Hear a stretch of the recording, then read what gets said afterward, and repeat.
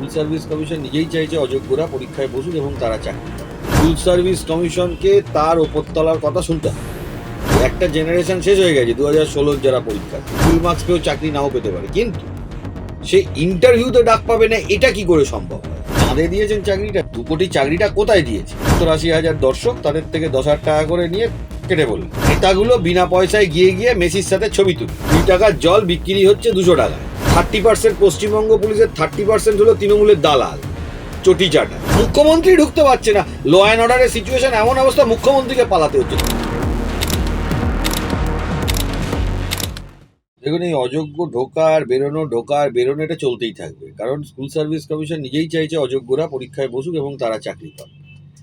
আমরা মামলা করেছি। আমার যেটা খারাপ লাগবে যদি ভবিষ্যতে আবার এই প্রসেসটা বাতিল হয়ে যায় অযোগ্যরা বসেছে বলে, সেদিক দিয়ে আমার খারাপ লাগবে এবং আমি কখনোই চাইবো না আবার 10 বছর পর আবার এটা বাতিল হয়ে যাবে। এই অযোগ্যদের বসাতেই স্কুল সার্ভিস কমিশন এবং এই রাজ্য সরকারের যে প্রশাসন রয়েছে, যারা রাজ্য সরকার পরিচালনা করছেন, তারা এটা করার জন্যই বসে আছে। মধ্যশিক্ষা পর্ষদ এখানে অ্যাপয়েন্টিং অথরিটি, এখানে মেন হচ্ছিল রেকমেন্ডিং অথরিটি হলো স্কুল সার্ভিস কমিশন। নতুন রুল অনুযায়ী স্কুল সার্ভিস কমিশন রেকমেন্ড করবে, অ্যাপয়েন্টমেন্ট মধ্যশিক্ষা পর্ষদ দেবে। এখন স্কুল সার্ভিস কমিশনের এখানে কোনো সে নেই, কোনো কালেই স্কুল সার্ভিস কমিশন কোনো স্ট্যান্ড নিতে পারে না, কারণ স্কুল সার্ভিস কমিশন আইন দ্বারা নিয়ন্ত্রিত সংস্থা নয়। স্কুল সার্ভিস কমিশন স্বশাসন চালানোর মতন সংস্থা নয়। তাকে নবান্ন যেটা বলবে স্কুল সার্ভিস কমিশনকে সেটাই করতে হবে, তাই জন্যই সমস্যাটা হচ্ছে। সার্ভিস কমিশন কোনো কালেই নিরপেক্ষভাবে কাজ করে। 2011 সালের পর থেকে আর 2025 সাল পর্যন্ত পশ্চিমবাংলায় যতগুলো এক্সামিনিং বডি আছে কেউই নিরপেক্ষভাবে কাজ করতে পারে না। স্কুল সার্ভিস কমিশনকে তার ওপরতলার কথা শুনতে হয়। একটা জেনারেশন শেষ হয়ে গেছে 2016 যারা পরীক্ষার্থী, 2025 সালের পরীক্ষার্থীর জীবনটাও শেষ হয়ে যাবে। 10 বছরে প্রায় 2-3টে জেনারেশন পুরো শেষ, একটা প্রজন্ম শেষ হয়ে যাবে। এরই বিরুদ্ধে আমাদের লড়াই, যাতে করে এদেরকে বাঁচানো যায়। এই যে ফ্রেশার ক্যান্ডিডেটগুলো চিন্তা করে দেখুন তো, 60-এ 60 পাচ্ছে, 70-এ 70 পাচ্ছে, তাও তাদের চাকরি ছেড়ে দিন, চাকরি পাবে কি ফুল মার্কস পেয়েও চাকরি নাও পেতে পারে, কিন্তু সে ইন্টারভিউতে ডাক পাবে না, এটা কি করে সম্ভব হয়? জেনুইন ক্যান্ডিডেট তাদের মধ্যে অনেকেই আমার সাথে যোগাযোগ করেছে, তারা ভেরিফিকেশনে কল পাচ্ছে। কারণ এই ব্যাকডোরে মাথায় যে চিন্তাটা ঢুকে আছে যে যারা টেন্টেড ক্যান্ডিডেট তাদেরকে গলিয়ে দেবো, 2016 ভ্যাকেন্সি আর 2025 ভ্যাকেন্সি কেন আলাদা করা হলো না? যদি এই প্রশ্নটা করা হয় তাহলে কারোর সাথে কারোর ডিসপিউট লাগতো না। দুটো গ্রুপকে নিজেদের মধ্যে ঝামেলা লাগিয়ে দেবো, এটা টার্গেট সরকারের। 25 সালের যারা পরীক্ষার্থী তাদের সাথে 16 সালের পরীক্ষার্থীদের একটা গ্রুপে ক্লাব করে দিলাম, দিয়ে নিজেদের মধ্যে ঝামেলা লাগিয়ে দিলে কি হবে? আরও বেশি করে টেন্টেড ক্যান্ডিডেটদের ঢোকানোটা সুবিধাদায়ক হয়ে যাবে, কারণ আরও মামলা হবে। আপনি যদি এসএসসির গ্রিভান্সগুলো দেখেন, যেসব ক্যান্ডিডেটদের মধ্যে আছে, বিভিন্ন লোকের বিভিন্ন অ্যাঙ্গেল থেকে গ্রিভান্স তৈরি হচ্ছে। ভ্যাকেন্সি নিয়ে গ্রিভান্স, টিচিং এক্সপিরিয়েন্স নিয়ে একটা অংশের গ্রিভান্স, নতুনদের গ্রিভান্স যে ভাই ওদের ভ্যাকেন্সিতে এরা আসবে কে? সত্যিই তো এটা এই যে ভ্যাকেন্সিটা বেরিয়েছে, এটা তো ফ্রেশারদের ভ্যাকেন্সি, এটা তো অস্বীকার করা যায় না। আবার এদেরও 17-18 হাজার ভ্যাকেন্সি আছে, যে ভ্যাকেন্সিগুলোকে এর মধ্যে দেখানো হয়নি। এই নতুন 35,000 ভ্যাকেন্সির মধ্যে দেখানো হয়নি। যারা পুরনো শিক্ষক শিক্ষিকা যারা জেনুইন ক্যান্ডিডেট ছিলেন তাদের ভ্যাকেন্সিটা তো আলাদা, সেই ভ্যাকেন্সি থেকে আবার কমে গেছে। তারও একটা অংশ মানে রীতিমতো অ্যাগ্রিভড। তাই এই যে জটটা, এই যে আইনি জটটা, এটা ইচ্ছাকৃতভাবে তৈরি করা একটি জট।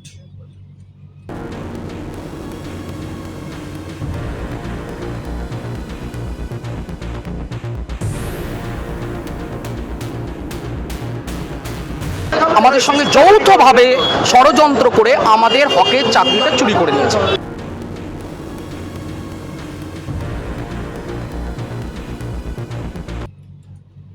যাতে করে কিনা আরও কিছু টেন্টেড ক্যান্ডিডেট যেগুলোর থেকে বাজার থেকে টাকা নেওয়া হয়েছে নির্বাচনের আগে, যেগুলোকে পার করে দেওয়ার একটা পরিকল্পনা এটা সরকারিভাবে করা হয়েছে।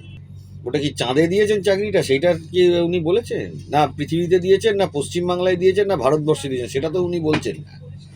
2 কোটি চাকরিটা কোথায় দিয়েছে সেটা তো একটা বিষয়, সেই হিসাবটা কি উনি দিয়েছেন? দেননি তো। আর উন্নয়নের পাঁচালী, ওই যে যুব ভারতীতে দেখলাম 1 লক্ষ লোক চিটেড হয়ে গেল, যে উন্নয়নের পাঁচালী। 70-80 হাজার দর্শক, তাদের থেকে 10,000 টাকা করে নিয়ে কেটে বলল। আর এই নেতাগুলো বিনা পয়সায় গিয়ে গিয়ে মেসির সাথে ছবি তুলল। তার মধ্যে কিছু ওই তৃণমূলের ফিল্ম স্টার আছে না, পাঁচাটা বলে, সেগুলো গিয়ে ছবি তুলল। 20 টাকার জল বিক্রি হচ্ছে 200 টাকায়। এই যে 180 টাকা, এটা কার পকেটে ঢুকলো, সেইটা তো সব থেকে বড় জিনিস, তদন্ত হওয়া উচিত। পিসি না ভাইপো, ছবিগুলো দেখতে হবে তো কারা কারা সেলফিগুলো তুলেছে। আর মুখ্যমন্ত্রী নিজেই যাচ্ছিলেন, ওই সময় যদি মুখ্যমন্ত্রী যেতেন তাহলে মাস রিভোল্ট হয়ে যেত, ওই ভয় পালিয়েছে। এটা সত্যি কথা, এটা কোনো মিথ্যে কথা না। ক্ষমতা থাকলে মুখ্যমন্ত্রী ওই দিন যেতেন না, উনি তো রাজ্যের অভিভাবক। তো ক্ষমতা থাকলে কোনো মুখ্যমন্ত্রী পালাবে না, দম থাকলে ওই দিন যুব ভারতীতে উনি গিয়ে দেখাতেন না। ফিরতেন কিনা জানি না, যেতে হয়তো পারতেন। হায়দ্রাবাদ পারলো, যেটা বোম্বে পারলো। এবং বোম্বেতে হওয়ার পরে আমি যা ঘটনা দেখলাম, তারা বোম্বে পুলিশকে সাধারণ মানুষ সাধুবাদ জানাচ্ছে।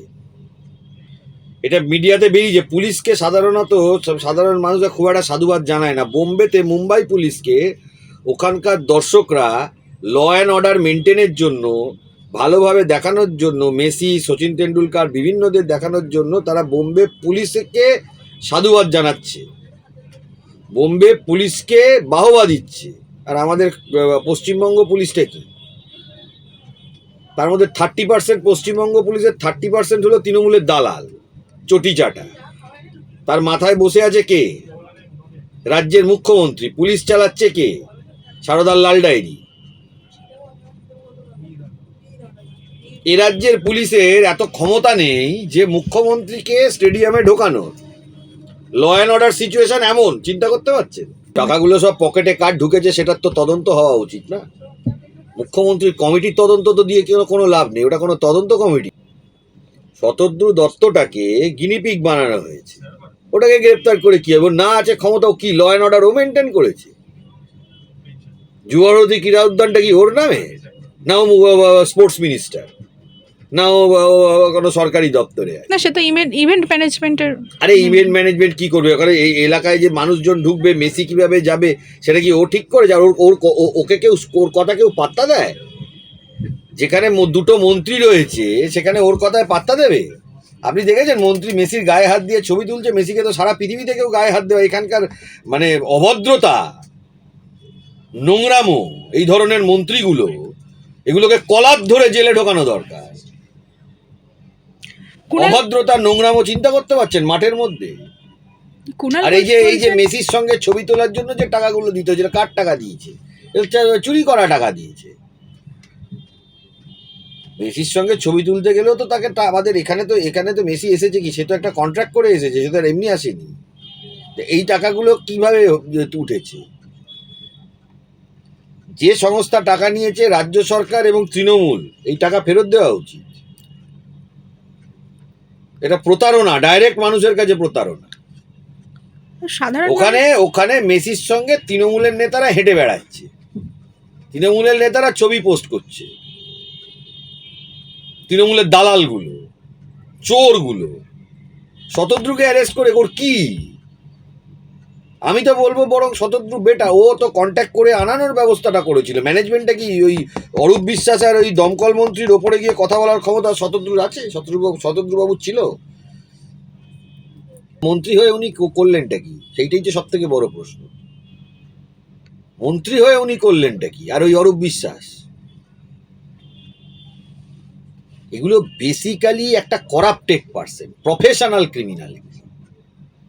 আরো দুটো রাজ্য পারলো, আরো দুটো শহর পারলো, আর আমাদের রাজ্যের পুলিশ কি করলো? তাই জন্য বললাম না, পশ্চিমবঙ্গ পুলিশ যদি কোনো এফআইআর করে বা কাউকে গ্রেপ্তার করে, তাতে এটা সার্টিফিকেট হয়। আমি মনে করি যদি অ্যারেস্ট করে সেটা সার্টিফিকেট হয় যে you are fighting against the corruption. এটা সার্টিফিকেট, ভবিষ্যতে এটা সার্টিফিকেট হিসেবে ব্যবহৃত হবে। ধরুন পশ্চিমবঙ্গ পুলিশ কাউকে 6 মাস অ্যারেস্ট করলো, তার মানে বুঝতে হবে ইটস আ সার্টিফিকেট।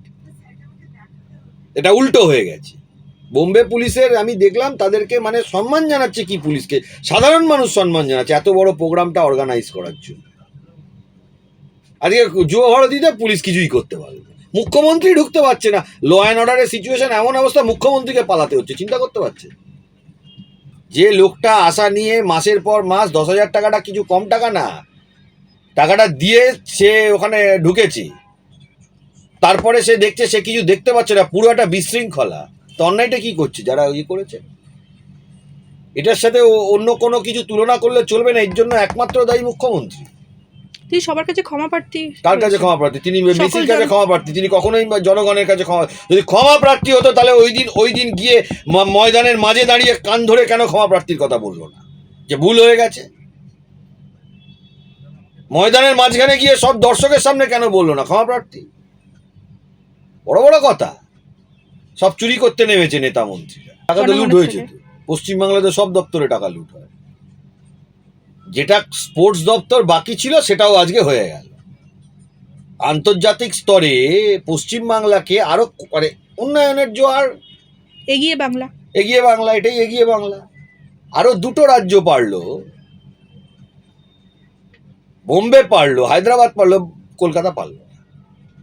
অথচ আপনি চিন্তা করুন, মারাদোনা আসলে আগে কলকাতায় আসতো, পেলে আসলে আগে কলকাতায় আসতো, আন্তর্জাতিক মানের অনুষ্ঠান কলকাতায় হতো।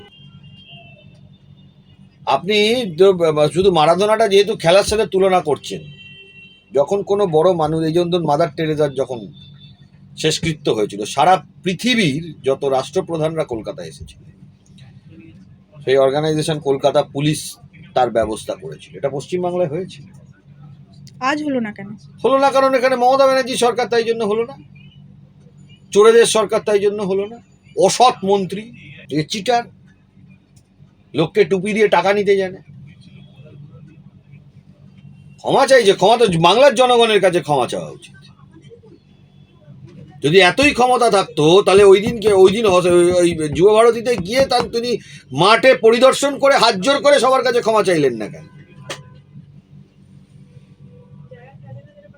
ওনাকে পালাতে হলো। এই হলো মুখ্যমন্ত্রীর ক্যারেক্টার। পশ্চিমবঙ্গ পুলিশের এই এফআইআর আর এই অ্যারেস্ট নিয়ে ভাববেন, এটা সার্টিফিকেট মনে করতে হবে।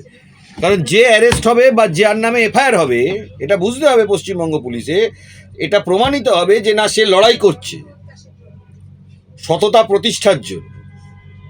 আজকে জনগণ আজকে বোম্বে পুলিশকে সাধুবাদ জানাচ্ছে।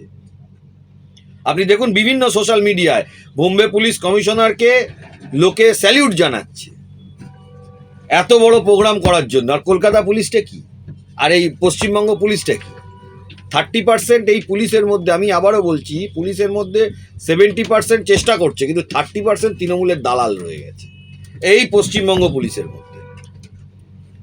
আপনি বোম্বের যেসব ওই রিলস এবং ইয়েগুলো দেখবেন, পুলিশকে সাধুবাদ জানাচ্ছে সাধারণ মানুষ, এত বড় প্রোগ্রাম করেছে। আর এ রাজ্যের পুলিশ কি? 30% তৃণমূল পুলিশ আছে, যেগুলো সরকার বদল হলে বাছাই করে তাদের বিরুদ্ধে অ্যাকশন হওয়া উচিত, ডিসিপ্লিনারি অ্যাকশন হওয়া উচিত আমি মনে করি, এবং প্রয়োজনে টার্মিনেশন ফ্রম সার্ভিস হওয়া উচিত।